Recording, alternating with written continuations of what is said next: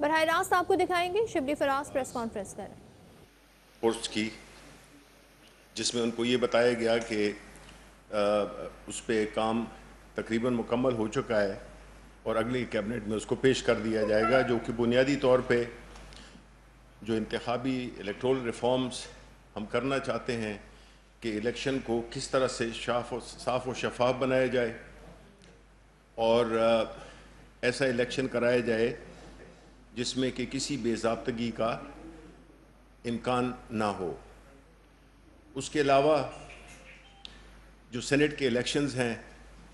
آپ نے دیکھا ہوگا کہ سینٹ کے الیکشنز میں اکثر خاص طور پہ ایک دو صوبوں میں ذرا زیادہ اس پہ کافی سوالات اٹھتے ہیں، ووٹ خریدے بیچے جاتے ہیں۔ تو پرائم منسٹر صاحب اس کے بارے میں بہت زیادہ ہمیشہ سے ان کی یہ سوچ رہی ہے، لیکن انہوں نے دوبارہ اس بات کو ریمائنڈ کرایا ہے کہ ہمیں اس کا پروسیس کرنا پڑے گا دوبارہ سے اس کے کہ سینٹ کے الیکشنز بھی بڑے صاف و شفاف طریقے سے ہوں، اور اسی طرح جو اسپیشل سیٹس ہیں جس میں کہ وہ انتخابات کے بعد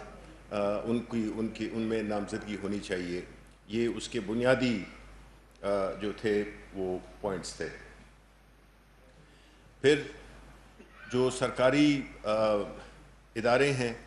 ان کے سربراہوں کی تعیناتی ایک بہت بڑا چیلنج ہوتا ہے۔ بدقسمتی سے ماضی میں کبھی کسی نے اس پہ کام نہیں کیا، اس لیے جب ہم کہتے ہیں کہ جی پچھلی حکومت تو اس کی وجہ یہی ہے کہ یہ آپ کوئی بھی چیز اٹھا کے دیکھیں اس میں جو ہے تو ایک پورا ایک ایسے بے ضابطگیوں کا، ایک غیر قانونیت کا آپ کو ایک ایسا نظام ملتا ہے کہ آپ اس کو جب تک ٹھیک نہیں کریں گے، اور یہی وجہ ہے کہ اس سے ہماری گورنمنٹ جو کہ بنیادی طور پہ ریفارمز کے لیے آئی تھی، تو ریفارم کرنا ایک آسان دہ کام نہیں ہے، اور یہ تکلیف دہ بھی ہے، اور یہ وقت بھی اس میں کافی صرف ہوتا ہے۔ تو جو کئی ایسے ادارے ہیں جس کی تعیناتی کے لیے ہمارے پاس لوگ نہیں ہوتے ہیں، تو اس میں بھی پرائم منسٹر صاحب کی یہ خواہش تھی کہ اس نظام کو، اس سسٹم کو اس طرح سے بنایا جا سکے جس میں کہ آپ کسی بھی جگہ سے ٹیلنٹڈ لوگ، پاکستانی بڑے ٹیلنٹڈ لوگ ہیں، مختلف ممالک میں ہیں، اس ملک میں پھر رہے ہیں، تو ان کا اس لیول پہ داخل ہونا، اس کے لیے بھی ایک نظام بنایا جائے، ایک ترتیب بنائی جائے جس سے کہ وہ اداروں کو بھی فائدہ ہو، جلدی بھی ان کی سلیکشن ہو جائے اور ادارے کام بھی کرنے لگیں۔ تو اس سلسلے میں بھی انہوں نے جو کمیٹی ہے عشرت حسین صاحب کی، اس کو یہ دیا ہے کہ اس کے بارے میں ایک پورا جامع قسم کا ایک پروگرام بنائیں، جو کہ وہ بنا بھی رہے ہیں، لیکن اس کو میں تیزی لانے کے لیے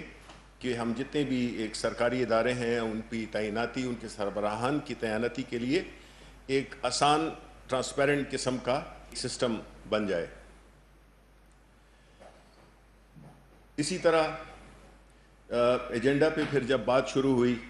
تو پہلا ایجنڈا آئٹم نمبر 1 تھا، جس میں کابینہ نے عرفان احمد ربانی کو director general national institute of electronics تعینات کرنے کی منظوری دی۔ ایجنڈا نمبر 2 تھا، کابینہ نے عصمت گل خٹک کو director general Pakistan national accreditation council تعینات کرنے کی منظوری دی۔